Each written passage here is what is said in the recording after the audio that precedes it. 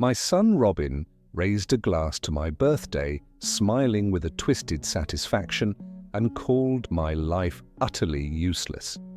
The room froze instantly, conversations halted mid-sentence, laughter died on lips, and for a moment, all that existed was his cruel declaration. He simply got up afterward and walked away, leaving me in the center of a suffocating silence, humiliated in front of everyone I had invited. What he didn't know, what no one in that room knew, was that I had intended to give him a $2 million house that very evening. That house, built from years of painstaking work, savings and sacrifice, had been my gift to him, a symbol of everything I had worked toward, a legacy I thought he would appreciate. Instead, his words felt like a jagged knife, slicing through decades of devotion, love, and unspoken hope, leaving raw wounds in their wake. But that night was not the end of my story. It was not a conclusion, it was the spark that ignited the next chapter. In that moment, I resolved that Robin and his cold, calculated wife, Lindsay, would face the consequences of their neglect. This would not be a reckless revenge born of rage. It would be precise, deliberate, and just. I knew the starting point, the first move in a game they had no idea I was about to play. The thought settled in my mind like a shadow I couldn't shake. Before we dive deeper, take a moment, subscribe to the channel, and leave a comment letting us know where you're listening from. This story deserves attention because sometimes life turns in ways we never imagine, and the truth always has a price. The restaurant had been alive moments before, buzzing with the clink of glasses, the soft hum of conversations, and the occasional forced laugh. Servers moved between tables, plates rattling, and the faint scent of roasted meats and buttered vegetables hung in the air. But the atmosphere shifted like a storm rolling in. The instant Robin raised his glass, the air grew thick, almost viscous, and the words he spoke, declaring my life a waste, hung there like smoke from a dying fire, choking every ounce of joy from the room. I gripped my wine glass, feeling the cool stem press against my palm, and forced a smile that felt fragile, like it could shatter at any moment. Around me, the guests, Robin's colleagues, some of his business associates, and a handful of old neighbors who had known me for years, lowered their heads, glancing at plates that had become irrelevant under the weight of the tension. Silence roared louder than any insult ever could, echoing across the polished floors, against the walls lined with mirrors and crystal chandeliers, amplifying my humiliation 100-fold. Robin leaned back in his chair, the picture of smug satisfaction. His tie loosened as though he had already claimed victory. His smirk, confident and cold, was a silent declaration of triumph. Beside him, Lindsay, immaculately poised and perfectly composed, watched with detached amusement. Her diamond earrings caught the chandelier's light, sparkling like tiny daggers aimed at my dignity. She sipped her wine slowly, the curl of her lips suggesting she relished the scene unfolding before her, feeding off the humiliation she helped orchestrate. My chest burned with a mixture of anger, disappointment, and disbelief. Yet I forced my voice to remain steady, controlled. "You done?" I asked quietly, my tone low, a growl hidden beneath the surface, a measure of the storm I was containing. Robin's laughter rang sharp and cruel, cutting through the tension like a blade. "Done, Dad. I'm just getting started," he said, his words venomous yet playful to him, a game I had no desire to participate in.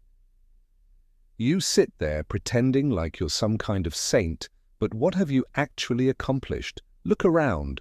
He gestured with a sweeping hand across the restaurant, toward the half-eaten cake, the frosting smeared in jagged lines, the words "Happy 60 seconds" scrolled in icing, now seeming almost mocking. "You're a nobody. Always were. Nothing more than a shadow." The weight of his words pressed down on me, but I did not flinch. I had weathered storms before, endured betrayals, and navigated life's endless challenges. Yet this was different. This was my child, the boy I had raised, turning his back on all I had done for him, and dismissing decades of love and sacrifice as meaningless. The guests sat frozen, caught between discomfort and sympathy, their eyes flicking nervously from Robin to me.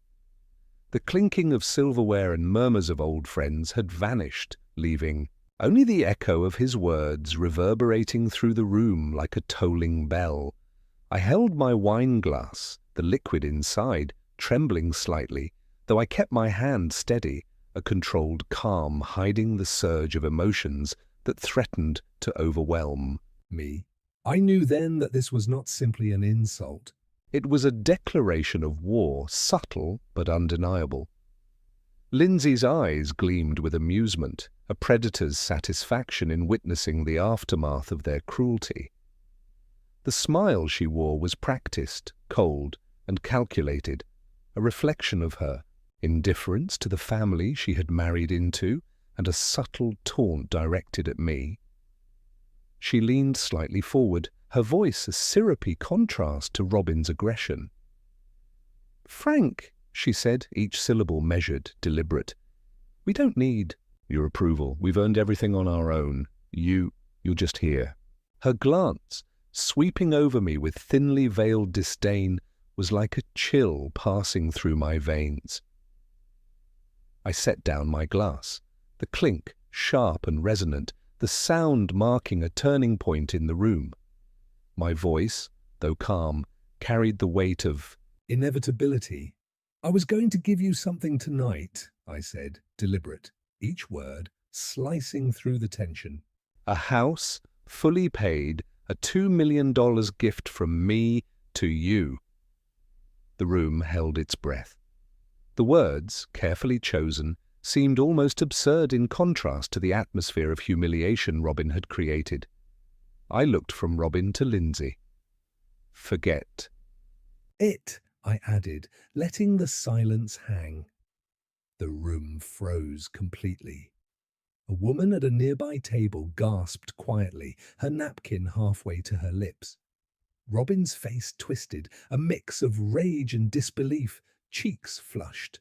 "You're lying!" he shouted, the sound ricocheting off the walls. He slammed a fist against the table, wine spilling across the white tablecloth like a dark omen. "You! Give a house! You're too cheap to buy a new car, and now this!" I said nothing, allowing the truth in my gaze to speak for itself. He could feel it. He knew I wasn't bluffing. His anger boiled over, rising like a wave he could not contain. He stood abruptly, knocking the chair back with a loud scrape against the floor. "You're pathetic, Dad," he spat. "Always playing the victim. I'm done with you." Lindsay gripped his arm, nails biting into his sleeve to steady him. "Let's go, Robin. He's not worth it," she said, her tone deceptively soft, yet filled with subtle venom. Her eyes flicked to me one last time, cold and dismissive, as if I were nothing more than a discarded object on the curb. They stormed from the restaurant, Robin's shoes squeaking against the polished floor. The door slammed behind them, a sharp punctuation mark of their departure. The guests murmured amongst themselves, avoiding eye contact, unsure how to navigate the aftermath of such public humiliation. The waiter hovered, hesitant, before beginning the slow, methodical task of clearing the table. The table was left in disarray, a silent witness to the storm, crumpled napkins, half-eaten plates of food, and the now neglected cake, frosting smeared and unread, abandoned mid-celebration. I remained seated, alone, the silence pressing down on me, each tick of the restaurant clock echoing in my mind, marking the passing of 62 years of my life. My son, the child I had nurtured and sacrificed for, had declared me worthless, and my daughter-in-law had aided and abetted his cruelty. I paid the bill, hands steady despite the whirlwind inside. The night air outside hit me sharply as I stepped into the quiet streets, the city lights blurring as my mind churned with memories, rage, and a plan forming like steel in my veins. Robin's words, each syllable cutting deeper than the last, replayed endlessly. Yet amidst the hurt, a spark of resolve flickered, a memory of a promise I had once made to myself long ago, a vow that I would never allow such betrayal to go unpunished. The words hit like a slap, but I didn't flinch, not yet. I thought of the deed to the house. $2 million, my life savings, meant for him and Lindsay. It was supposed to be my gift, my way of giving Robin the life I never had. Now that deed felt like a stone in my pocket, heavy and useless. Lindsay leaned forward, her voice smooth as silk. "Frank, we don't need your approval. We've earned our place." "You..." She paused, her eyes flicking over me like I was a stain on her dress. "You're just here?" I set my glass down. The clink echoed. "I was going to give you something tonight," I said. My voice calm, though my pulse hammered. A house paid in full. But after this, I looked at Robin, then Lindsay. Forget it. The room froze. A woman at the next table gasped. Robin's face twisted, his cheeks flushing red. "You're lying!" he shouted, slamming his fist on the table. Wine sloshed from a glass, staining the white tablecloth like blood. "You a house! You're too cheap to buy!" A new car. I didn't answer. I didn't need to. The truth was in my eyes, and he saw it. His rage boiled over, and he stood knocking his chair back. "You're pathetic, Dad, always playing the victim. I'm done with you." Lindsay grabbed his arm, her nails digging into his sleeve. "Let's go, Robin. He's not worth it." She shot me a look, cold, dismissive, like I was garbage left on the curb.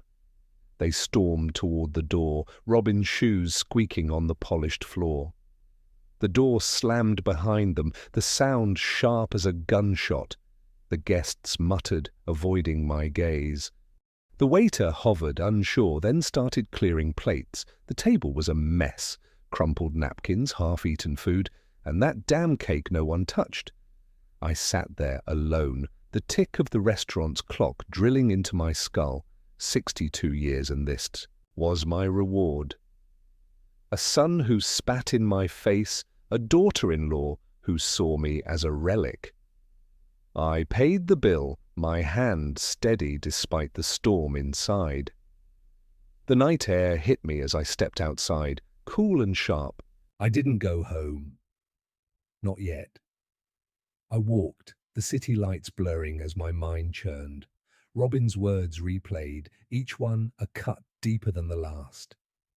But something else stirred, a memory, faint but vivid, of a promise I made long ago. A promise to myself. The house was too quiet, the kind of silence that presses on your chest. I sat in the living room, the only light from a lamp that flickered when the wind rattled the windows. In my lap was the family album, its leather cover worn from years of handling.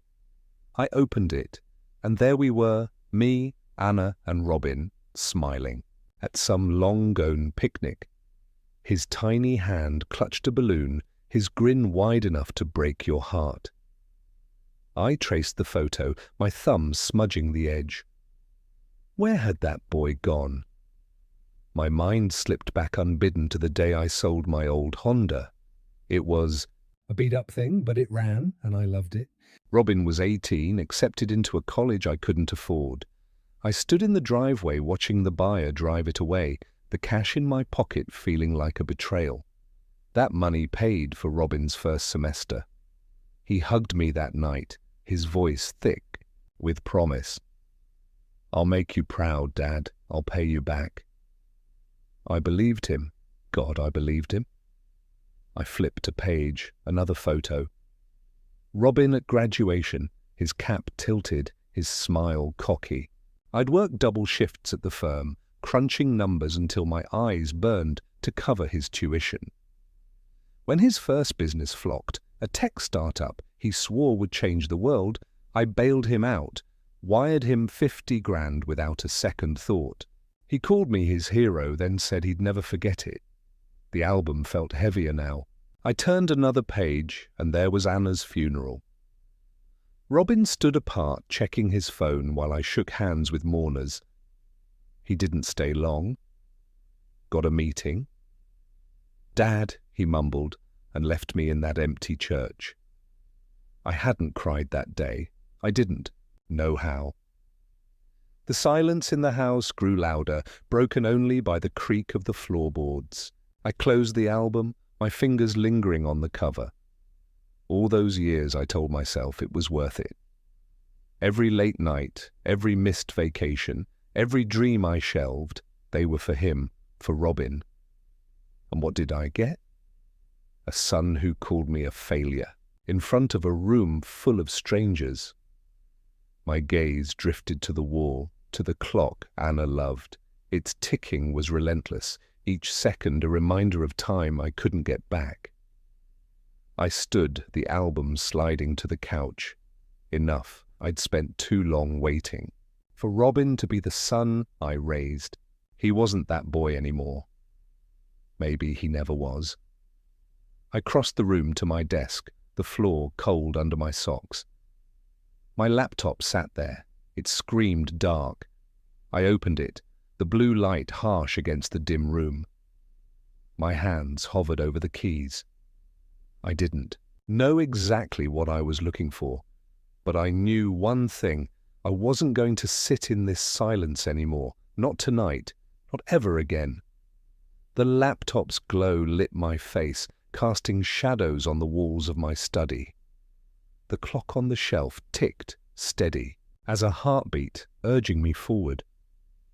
I typed Robin's name into the search bar, my fingers deliberate.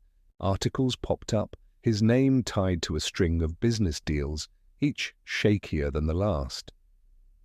One headline caught my eye. Local entrepreneur faces scrutiny over unpaid debts. I leaned closer, a grim smile tugging at my lips. So Robin was in trouble. Good. I scrolled, piecing together the mess he'd made.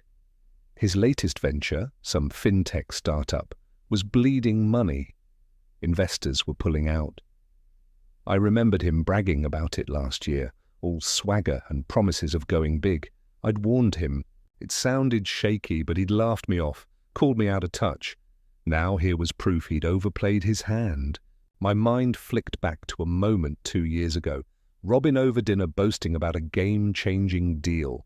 I'd asked questions, simple ones, about cash flow contracts. He'd snapped, told me to stick to my boring spreadsheets. I'd let it go. I always let it go. Not anymore. I grabbed my phone and dialed Jack, an old friend from my days as a financial consultant. He picked up on the second ring, his voice greyly but warm. "Frank, hell, it's late. You okay?" "I need a favor," I said, keeping my tone even. "Robin's business. I want details. Off the record." Jack paused, then chuckled. "Your kid's been playing with fire, hasn't he?" "I've heard whispers. Give me a day. I'll dig up what I can." "He's not my kid anymore," I said, the words sharper than I meant. Jack didn't push. He promised to call tomorrow and hung up. I set the phone down, my pulse steady for the first time in hours. I pulled a notepad from the drawer, the paper crisp under my pen. I wrote Robin, debts, bad deals, then Lindsay image social media. She was an influencer. Her life a curated lie on Instagram. One crack in that facade and she'd crumble. I'd seen her type before. People who lived for likes, not truth. Her weakness was as clear as Robin's. The pen scratched as I jotted ideas, quiet moves, nothing flashy. I wasn't some cartoon villain. This was about justice, about showing them I wasn't the nobody they thought. I'd spent decades building a life, a fortune, while they squandered theirs. They'd underestimated me. That was their mistake. I stood, crossing to the study's door.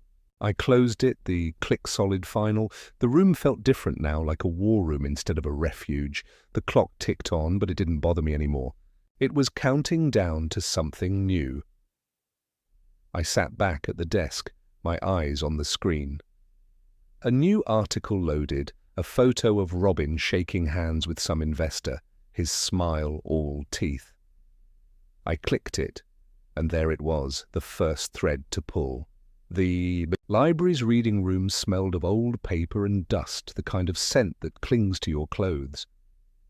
I sat at a corner table, surrounded by stacks of financial journals, their pages yellowed and crisp. The clock on the wall ticked each second, a nudge to keep digging. My laptop hummed softly, open to a database of business filings. Robin's name glared back at me from the screen, tied to a sinking ship of a company. I jotted a note, over-leveraged investors fleeing. My pen, its grip worn smooth, scratched against the paper. I'd spent decades analyzing numbers, spotting cracks in deals others missed. That skill, dormant since retirement, woke up now. Robin's business was a house of cards, big promises, no substance. I found an article buried in a trade journal detailing a shady loan he'd taken to prop up his startup. The terms were predatory, the kind that bury you. I smiled, thin and sharp. He'd always been reckless, but this was a gift. My mind flicked to a dinner last spring, Robin, glass in hand, bragging about a bulletproof deal. I'd asked about the lender, and he'd snapped, told me to mind my own business. I should have pushed harder. Instead, I'd paid for his wine. Never again. I pulled out my phone and called Jack. He answered, his voice low, like he was in a meeting. "Frank, you're obsessive," he said, half joking. "What now? Tell me about Robin's." Loan, I said. The one from that offshore outfit. Jack sighed. It's a mess. High interest tied to some sketchy firm. He's missed payments. Word is they're circling and there's talk of an ethics probe. Something about fudged numbers. He paused. You sure you want to go down this road? I'm sure, I said, my tone flat. Jack promised more details and hung up. I leaned back, the chair creaking. An ethics probe, that could ruin him. The library was quiet, save for the rustle of pages and the hum of a fluorescent light. I crossed to the copier, feeding it an article about Robin's deal. The machine whirred, spitting out pages that felt like ammunition. Back at my table, I sifted through Lindsay's World and Next. Her Instagram was a shrine to perfection. Designer bags, curated brunches, sponsored posts. But the comments told another story. Brands dropping her.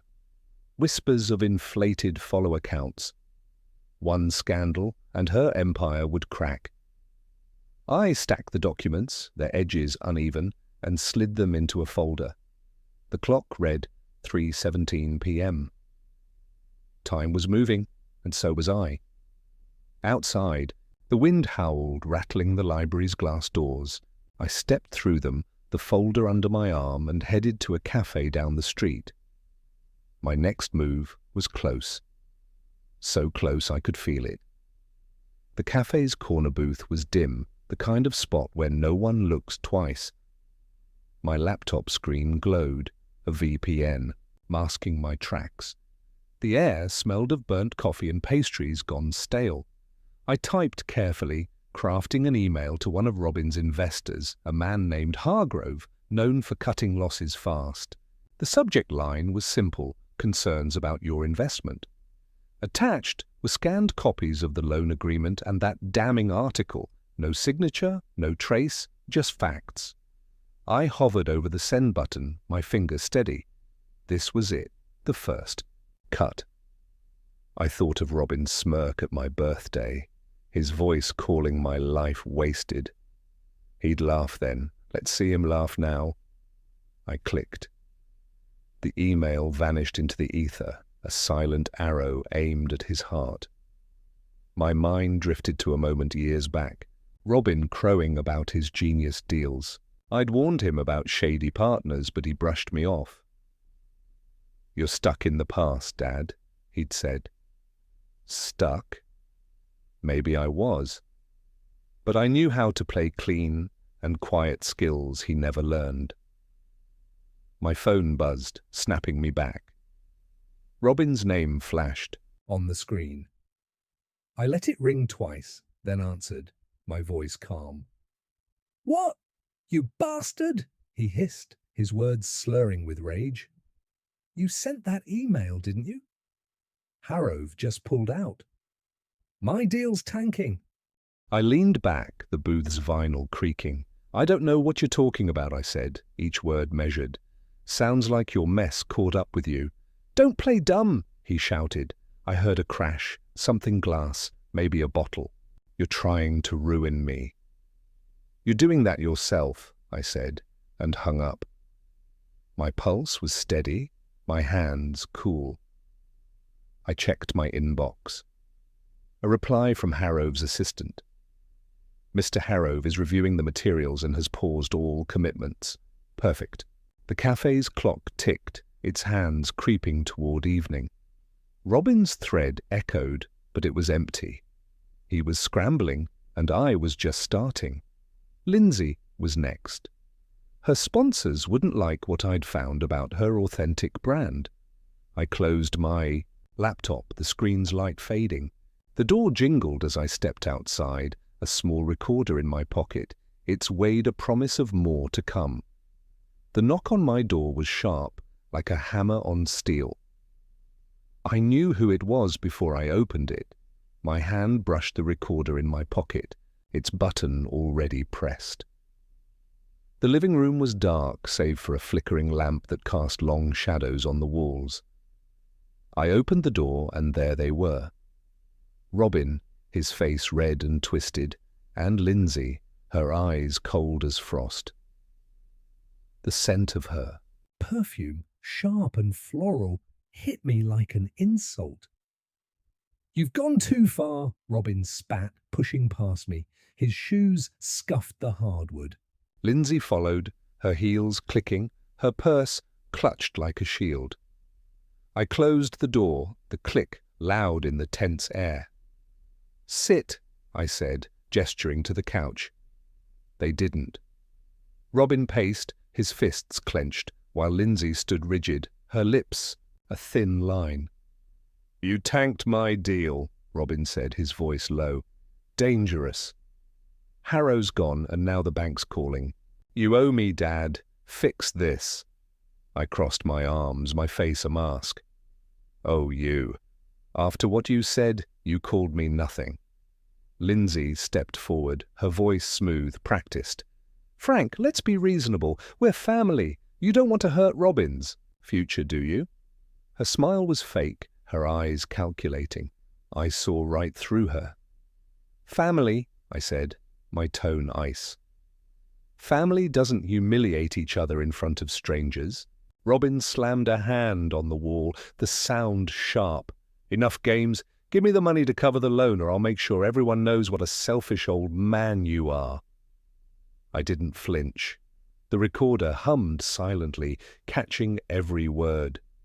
"You're not getting a dime," I said. "You made your choices." Lindsay's mask slipped, her voice sharp. "You're pathetic, Frank. Hoarding your money while we struggle. You're no father." She turned to Robin. "Let's go. He's useless." Robin glared, his breath heavy. "This isn't over. I'll bury you." He stormed to the door, Lindsay trailing him. The door slammed, the sound echoing in the quiet house. The clock ticked, steady, relentless. I pulled the recorder out, its red light steady. I played it back, their voices clear. Robin's threats, Lindsay's venom, my lips curved, not quite a smile. This was gold. I sat at my desk, the recorder beside, my laptop. The screen woke with a soft glow, and I opened a new file. Robin and Lindsay thought they could bully me. They were about to learn how wrong they were. The lawyer's office was cramped, the air thick with the scent of ink and old coffee. Papers teetered in stacks on the desk, and a window AC unit rattled like it was on its last legs. I slid a USB drive across to Richard, my old friend and occasional legal counsel. His grey eyebrows lifted as he plugged it into his laptop. The clock on his wall ticked, each second a reminder that time was my ally now. I leaned back in the creaky chair, my notebook open, its pages filled with precise inked steps. Richard played the recording, Robin's threats, Lindsay's venom. His frown deepened with every word. "This is dynamite, Frank," he said, pausing the audio. "But dangerous. You sure you want to play this game?" "I'm not playing," I said, my voice low, steady. They crossed a line. "I'm just evening the score," he nodded, rubbing his chin. "All right, we can use this, but no fingerprints, anonymous leaks, third parties. You're too close to this." He jotted a note, his pen scratching. "What's the end game?" I didn't answer. Not fully. My plan was a mosaic, pieces falling into place. The recording to discredit Lindsay. Pressure on Robin's creditors to tighten the noose. I'd spent years untangling financial knots for clients. Now I'd unravel my son's life. "Just make sure it's airtight," I said. Back home, the house was silent, save for the clock in the hall. Its ticking felt like a pulse, steady and sure. I sat at my desk, the notebook open. Step 1, alert Robbins. Creditors about his missed payments using public records to nudge them into action. Step 2, leak Lindsay's recording to a rival influencer, someone hungry enough to expose her. Each line in my notebook was a brick in the wall I was building, one that would box them in. I thought of Robin's birthday toast, his smug grin as he called me worthless. The memory stung, but it fueled me too. I'd given him everything, my savings, my time, my dreams. And Lindsay, with her polished cruelty, had egged him on. They thought I was weak, a relic. They'd learn how wrong they were. Richard called later, confirming the first move was ready. The creditor letters drafted. He said, "No trace to you. Send it tomorrow, and they'll be on Robin like vultures." I thanked him and hung up. My pulse com. The envelope sat on my desk, addressed to a lone officer who'd never know my name. I picked it up, its weight solid, final. Tomorrow, the first domino would fall. The morning sun filtered through my kitchen blinds, painting stripes on the table. I sipped coffee, its bitterness sharp, and unfolded the newspaper. The headline screamed, "Local entrepreneur faces financial ruin." Robin's name in bold, his. Photo grainy but unmistakable, head down, dodging cameras outside his office. I set the mug down, a quiet satisfaction settling in my chest. The clock ticked, each sound and nail in his coffin. I'd mailed the letter to Robin's creditors 2 days ago, a carefully worded tip about his unpaid debts, public records, nothing traceable. They'd moved fast, demanding immediate repayment. Jack called as I scanned the article, his voice grim. "It's a bloodbath, Frank. Robin's office is a ghost town. Creditors froze his accounts. He's done." "Good," I said, flipping the page. "What else?"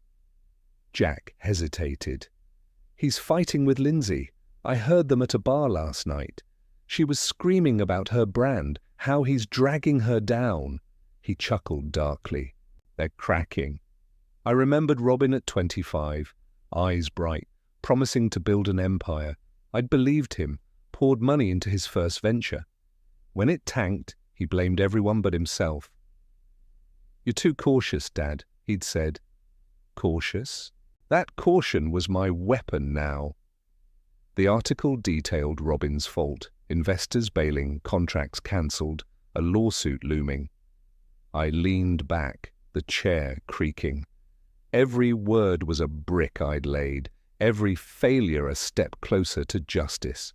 Jack's voice cut through my thoughts. You didn't hear this from me, but Robin's begging for a bailout. No one's biting. Let him beg, I said, and hung up. I opened my laptop, the screen waking with a soft glow. Social media buzzed with Robin's name, mocking memes, angry comments from former partners. He was unraveling, and I was watching from the sidelines untouched. But Lindsay was still standing, her Instagram a facade of calm. That wouldn't last. I thought of the recording, her voice dripping with contempt. One move, and her sponsors would scatter. I clicked to a rival influencer's profile. Someone with a grudge and a big audience. My fingers hovered over the keyboard, ready to strike. The living room was dark, the only light from my laptop screen. I'd sent the recording to a blogger named Kay, a rival who clashed with Lindsay online. The email was anonymous, the file untraceable. Now I scrolled through Lindsay's Instagram. Her latest post, a desperate plea, ignore the lies, I'm still your girl. The comments were brutal, fans turning, sponsors silent. Her phone, I imagined, was dark. Its screen a mirror of her fading influence. The clock on the mantel ticked, counting. Down her reign. Kay had moved fast. She'd posted the recording last night. Lindsay's voice clear. He's useless, pathetic. The clip spread like fire, racking up views. Brands dropped Lindsay within hours, their logos vanishing from her profile. I leaned back, the couch creaking, and let a small smile form. She'd called me invisible at a party once, her laugh sharp as glass. Invisible. Not anymore. I thought of that night, her standing by Robin, both of them mocking me in front of their friends.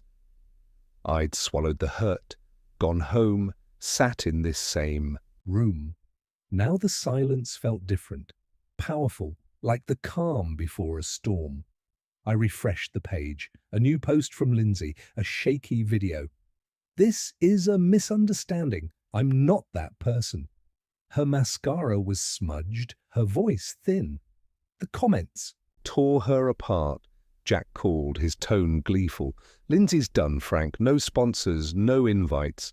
She's radioactive. He paused. You're playing a hell of a game. No game, I said, my voice even just consequences. I hung up, my eyes on the screen. A news site ran a story. Influencers fall shock Chicago elite. Lindsay's photo, her smile forced, stared back. I closed the laptop, the click sharp in the quiet house. I stood stretching and glanced at the clock. Late, but I wasn't tired. Robin and Lindsay were cornered, their lives crumbling under the weight of their own greed. I'd planned every step, and it was working, but I wasn't done. Not yet. A knock at the door broke the silence. Hard and urgent, my pulse quickened, but I didn't flinch. I knew who it was. I crossed the room, my step steady, and reached for the handle. The knock came again, harder, rattling the doorframe. I stood in the dim hallway, the clock on the wall ticking like a metronome. My hand rested on the knob, steady as I opened the door. Robin and Lindsay stood there, soaked from the rain, their faces drawn and desperate. Robin's shirt clung to him, wrinkled. The collar asked you. Lindsay's makeup streaked down her cheeks, her eyes red and hollow. The scent of wet asphalt followed them, sharp against the warmth of my house. Dad, Robin started, his voice cracking. We're sorry. We were wrong. Please. He stepped forward, his shoes squelching. Lindsay clutched her purse, her knuckles white. You've got to help us, she said, her tone soft, almost pleading, but her eyes betrayed a flicker of calculation. I didn't move. The memory of Robin's toast burned in my mind, his smirk, his words, "Your life's a waste." I saw Lindsay's cold smile, her dismissal of me as nothing. Now here they were broken, begging. "Help you," I said, my voice low, "even after what you did." Robin's face twisted. "We lost everything. The business, the sponsors, everything's gone." His hands shook, and he ran one through his wet hair. "You did this, didn't you? But I'm your son. You can't just destroy me." Lindsay touched his arm, her voice smoother. "Frank, we're family. You're better than this. Let's fix it together." Her words were honey, but they rang hollow, like a script she'd rehearsed. I stepped back, my gaze hard. The clock ticking filled the silence. "You made your choices," I said. "You spat on everything I gave you. Family. You don't know the meaning of it." Robin lunged forward, his voice rising. "You're heartless. You ruined us." I held up a hand, stopping him cold. Lindsay grabbed his sleeve, her nails digging in, but her eyes stayed on me, searching for a crack. She found none. "Get out," I said, each word deliberate. "You're not welcome here." Robin's jaw dropped, his breath ragged. Lindsay's face hardened, her mask slipping. "You'll regret this, Frank," she hissed, but her voice trembled. I opened the door wider, the rains patter against the porch. They hesitated, then turned, Robin muttering under his breath. The door closed with a heavy thud, locking them out. The silence that followed was thick, unbroken, except for the clock's steady rhythm. I walked to the living room, my steps slow. On the mantel sat a framed photo of Emily, her smile soft, timeless. I touched the glass, my fingers lingering. "You'd have hated this, Em," I murmured. "But it's done." The weight of the night settled, but it wasn't heavy. It was final. The sun blazed over the community centre, its lawn dotted with balloons and banners. A crowd milled about, their chatter warm, excited. I stood at a podium, the microphone cool in my hand, a bronze plaque gleaming behind me. Emily Greenwood Foundation. The air smelled of fresh grass and hope.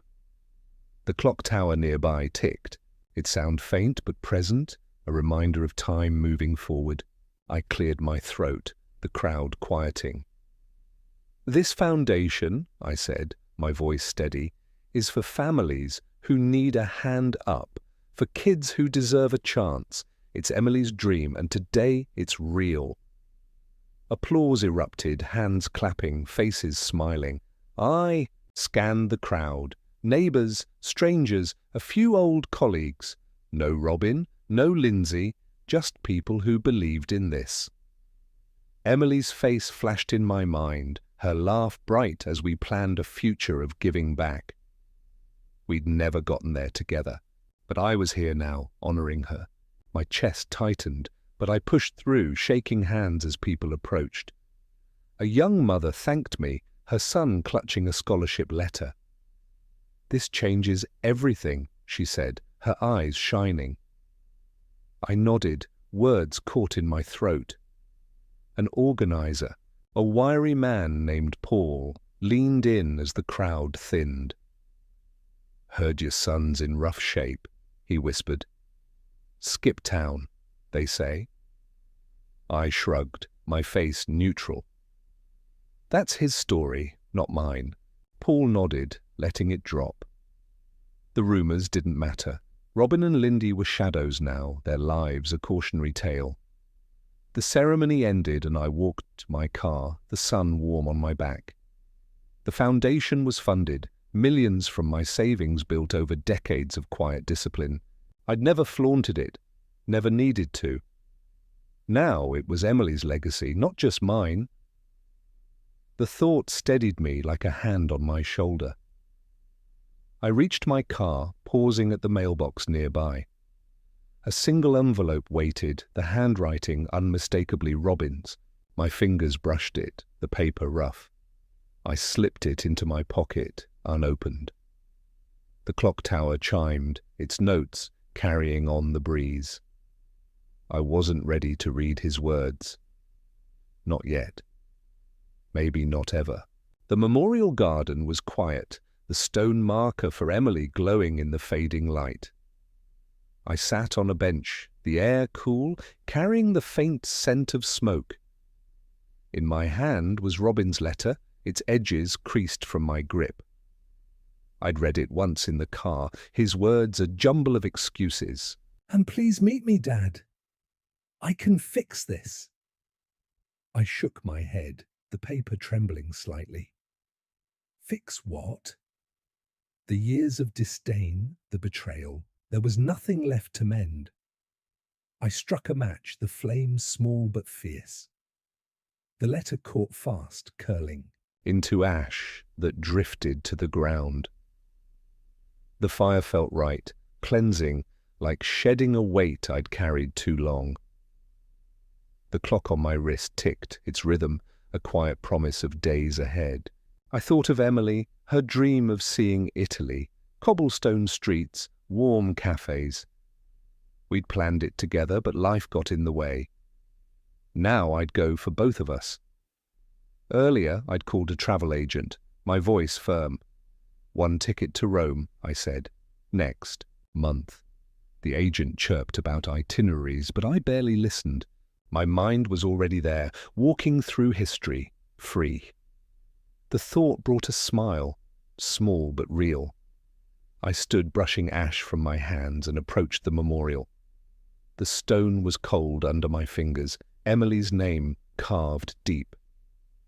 "I did it," I whispered. "I'm free." The words hung in the air, soft against the silence. Robin and Lindy were gone, their lives a distant echo. I didn't need to know where they were or what they'd do. They'd built their ruin, I'd built my peace.